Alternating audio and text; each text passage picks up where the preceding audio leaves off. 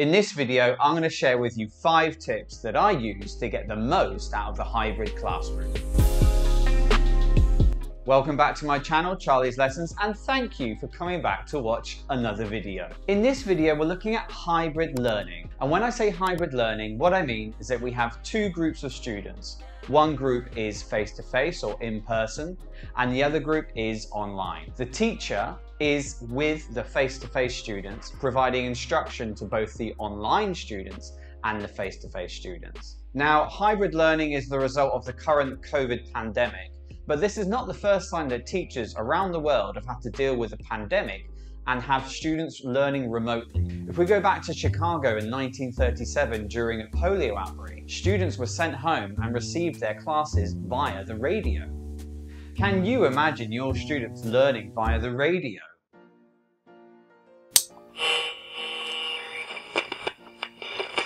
If you want to come in with me and meet some of my dog friends, you just turn the page every time I whistle like a feller whistling for his dog.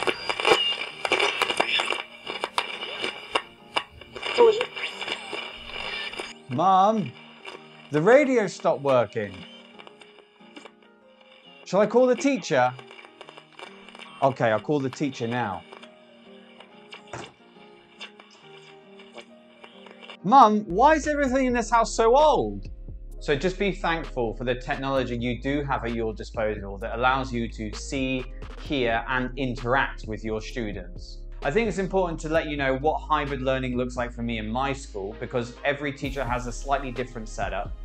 In my classroom, we connect the online students to the face-to-face classroom via a Zoom call. We have a wide-angle camera that sits just on top of the monitor that captures the teacher and the rest of the students that are face-to-face. We also have 2 microphones, one connected up to the teacher and one mobile microphone that the teacher can move around the classroom to capture what any student is saying. So let's get started with the 5 tips and ideas I have for the hybrid classroom. Now, I must say that these ideas require that your students, both online and face-to-face, have access to a mobile device, a tablet, or a computer. This is because in a hybrid classroom, it's important to create a space where the students can interact, given that the students are not physically in the same place. My first piece of advice is to make sure that you balance your attention as a teacher between the students online and the students in person. When you start teaching hybrid, the tendency is to pay more attention to the students that you have in front of you physically than the students that you have online. And obviously this can be a disadvantage for those students who are studying online, who, being online and being remote, already feel removed from the classroom. So you need to make that extra effort to make sure that you attend to their needs and you interact with them as much as possible.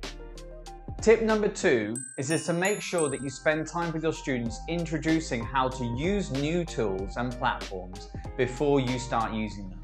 So if you have students face-to-face one week and online the next, make sure you spend that time with them face-to-face to go through a tutorial on how to use any new tools that you'd like to introduce as a result of your new hybrid classroom. If any of the next 3 ideas I'm going to show you are new to you, then try to find some time with your students face-to-face to go through a step-by-step tutorial on how to use these in the classroom. Tip number 3 is using a platform called Nearpod.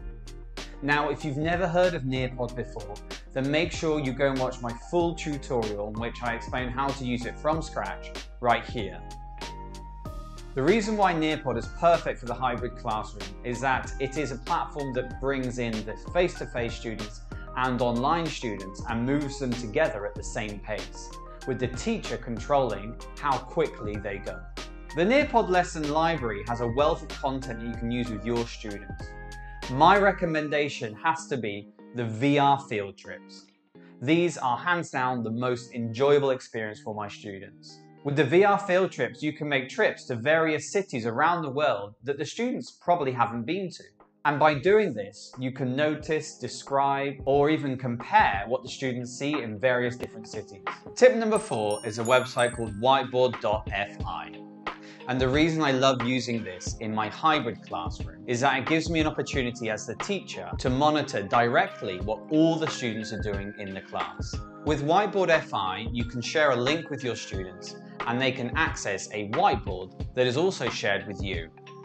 As the teacher, you can see what all the students are doing on each individual whiteboard. So with younger learners, I often do activities like drawing and spelling. So for example, with drawing, I might call out a vocabulary item and the students have to draw correctly what I said. With spelling, I might also call out a similar vocabulary item, but ask the students to spell their answer. With perhaps higher level students, we might be doing a task in the book, or I might ask an open question, and I'll ask the students to write their answer in their whiteboard. There's also an option to push my whiteboard as the teacher so that the other students can see it. This is perfect for instruction giving. This way I can type out some instructions that I'd like the students all to see, and when I finish writing up my instructions, all I do is press the push button, and then all the students, both online and face-to-face, can see this. Tip number 5 is using a website called Classkick.com.